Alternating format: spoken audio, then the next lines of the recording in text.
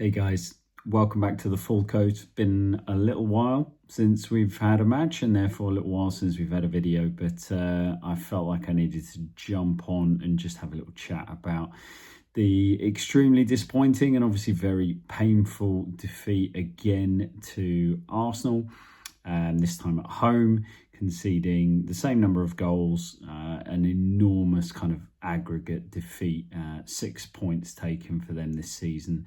And Tottenham Hotspur's slump over these last kind of 5 or 6 years, particularly to the big sides, continues.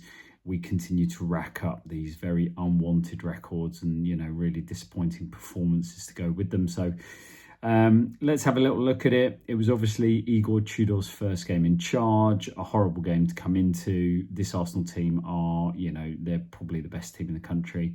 And I don't think this Tottenham Hotspur team, with the way that things are at the club, with the injuries, stood much of a chance in any terms of getting anything out of this game.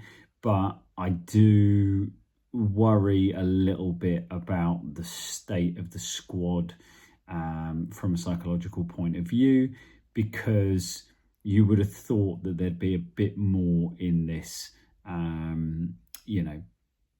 this team in terms of energy and fight and, just a desire to go out there and get something out of this game. So yeah, let's have a look at it across the goals and across the piece. There was warning signs from early on. And again, the stadium, the crowd, the atmosphere was absolutely fantastic. So it really did feel like this was as good an opportunity as we were going to get to try and get something out of this game. But very early on, we conceded a chance, really poor defending, huge gap in the half space. And I think it's Trossard, might have been Gyökeres, I can't remember, peeled out left and whips a shot just wide. I think it was Trossard actually. So there was a warning, and that's a consistent theme. We do give up early chances. We don't look like we come out the blocks very strong. And then the thing that really concerned me early in the game was with the three at the back, we just didn't look like we knew where each of the players needed to be. And then when the players were there, they were passive. They were reactive. They were not front foot. There wasn't an aggressive press. There wasn't aggressive closing down. Early on, Xavi Simons, the amount of times I, couldn't bite my tongue, and the people that stand next to me must think I'm crazy because I'm standing there shouting at the players and talking the players through in a almost like a coach, and just being really passive about getting into the gaps they need to get into, just tracking, getting goal side, interfering with players once you've turned your opposition man round. Get in there, interfere, make it difficult. We weren't doing it. We were just filling in and going a bit zonal. And then the first goal was a great example of what we just didn't get right. We ended up with a position where he's just that fraction late of identifying the situation. He is the one now. He's dropped in from midfield. He's covering his centre half, so he's now dropped into the back line. And there's a really, really simple ball down the outside for Saka. You can see it. It's the only ball that is available. It's the only ball that is worth playing at that moment in time, probably from Timber.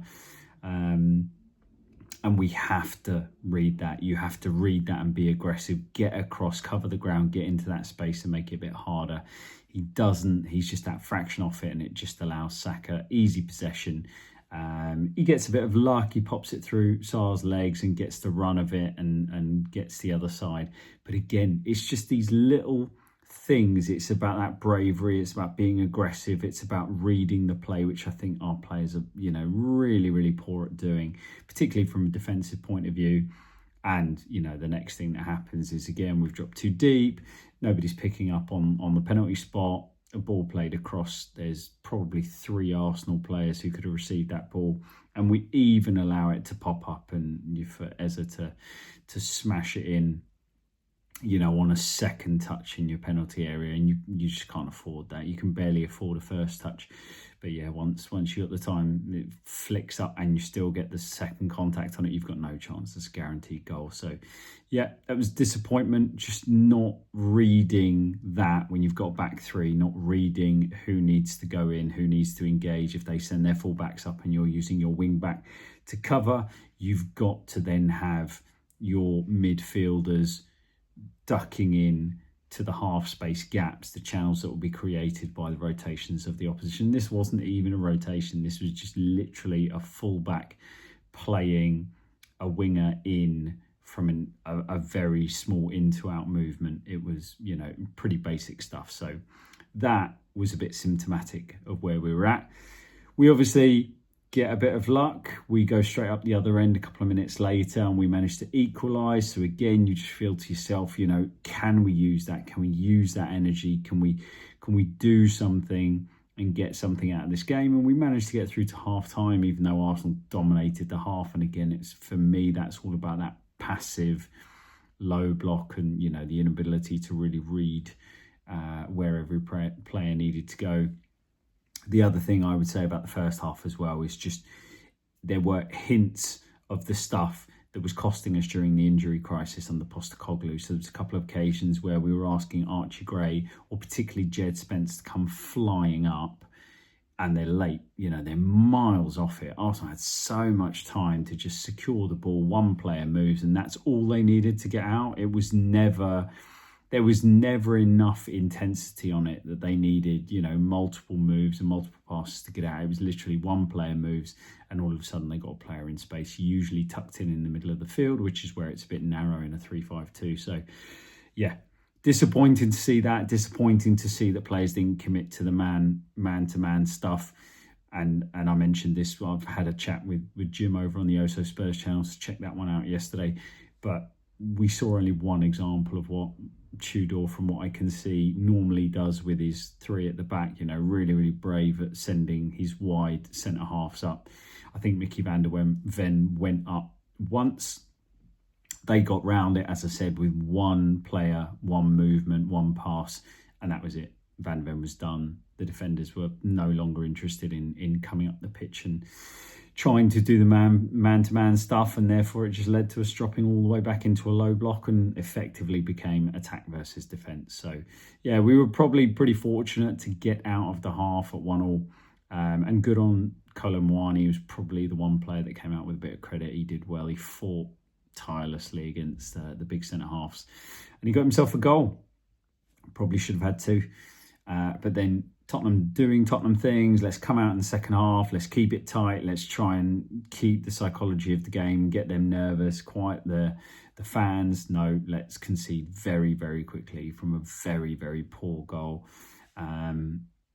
Again, this kind of stuff. Like if you go through the Arsenal goals, you can't have a situation where you play three at the back, two wing backs, and you've got a corridor from a ball out on the right-hand side that goes all the way to your number 9. One player moves out the way, steps over it, but, a corridor all the way down to your number 9 who's got time for a touch and a big hit. It's appalling. It's absolutely appalling. It shouldn't happen. That can't happen. Your defensive midfielders should be screening that pass, and then one of your centre-halves should be across and should be engaged on that player in the middle. So yeah, again, not stepped up, no energy, not moving up to it, basic defensive mistakes, and very, very easy. Yes, it was a good strike, but very, very easy for them. And then we get into a situation where that calms them down. They're able to then get back into their rhythm.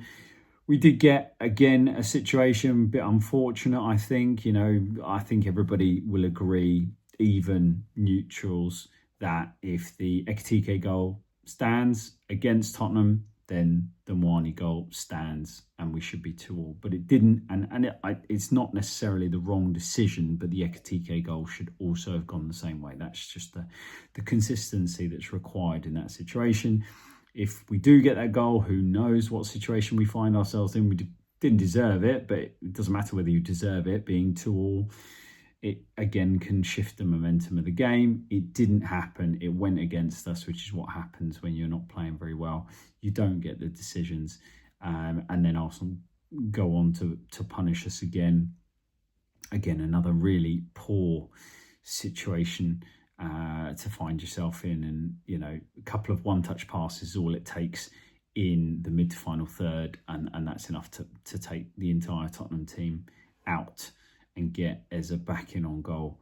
And yes, we're unlucky.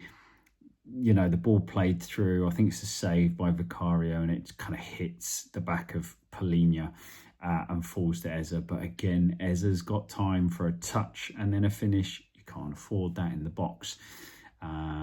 Yeah, all too easy, all too passive, and the same kind of things that we saw under Thomas Frank. Our complete inability to string a few passes together to take possession of the football and to ease a bit of the pressure on the defence means that Arsenal build up a head of steam, and then, you know, they can threaten, and then at any given time they got the quality to execute and to score goals, and that's where we found ourselves. And then the fourth goal, another poor goal. I think it's a bit of a weak clearance from Archie Gray in the fullback position. But Jed Spence picks it up, turns, faced up by, I think, 3 players, gives the ball away, and then again, a couple of quick one-touch passes. And Arsenal are in, and they're able just to shift the ball. Gyökeres finds himself on the inside, which is where you absolutely don't want to allow that player to be. Finds himself on the inside of the wing-back, which is Archie Gray, and he's just stronger in that moment in time, manages to hold him off and then finish inside the far post. Lots of mistakes, lots of errors, but overall, the thing that's most concerning about this is how passive we were, how despite the great energy in the ground that, you know, the fans we were trying to give to the team, they didn't take that, they didn't use it.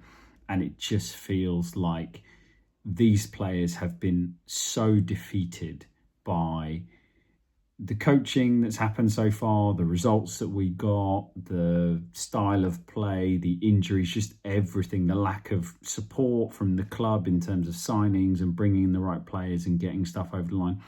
Everything has mounted up to a situation where the players are fragile. They are not able to execute. They're not able to string a few passes together, and there's no real resilience left, and there's no bravery left in this team. And that's the scariest thing, you know, when you're down there and you're saying, okay, we're in a relegation battle, but we should be okay. We should have enough quality. The quality